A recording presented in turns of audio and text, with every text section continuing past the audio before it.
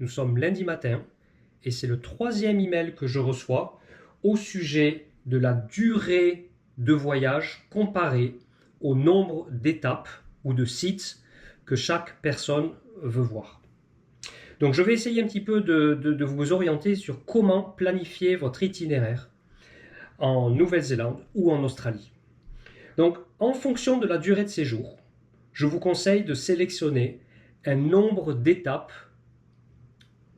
optimum. Donc par exemple, si vous avez 10 jours, sélectionnez 6 étapes à faire.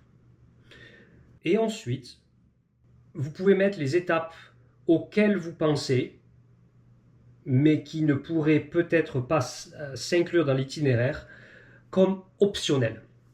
Donc je vais prendre l'exemple de la Nouvelle-Zélande. Okay, donc si vous avez 10 jours sur l'île du Nord, par exemple, choisissez 5 ou 6 étapes que vous voulez absolument faire.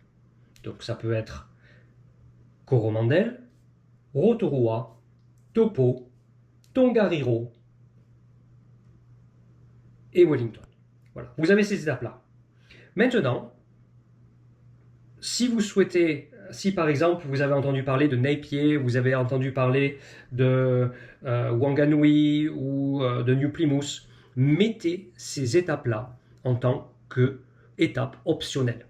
Ensuite, en fonction de comment vous avancez dans votre itinéraire, dans votre circuit et voyage, vous pouvez penser à rajouter ces étapes-là. Si par exemple, au final, Taupo, il ne fait pas beau du tout, ou ça ne vous plaît pas forcément, voilà, au lieu d'y rester 2 nuits, vous restez juste une nuit rapide, et puis le lendemain matin très tôt, vous partez, par exemple, pour New Plymouth.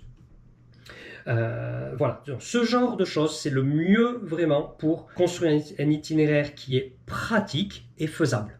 Okay, ça ne sert à rien d'avoir 20 étapes sur un itinéraire de 10 jours. Ça ne marchera pas. Donc, il vaut mieux, voilà, sur 10 jours, faire 6 étapes et rajouter d'autres en option que vous pouvez ajouter en fonction de comment se passe votre itinéraire.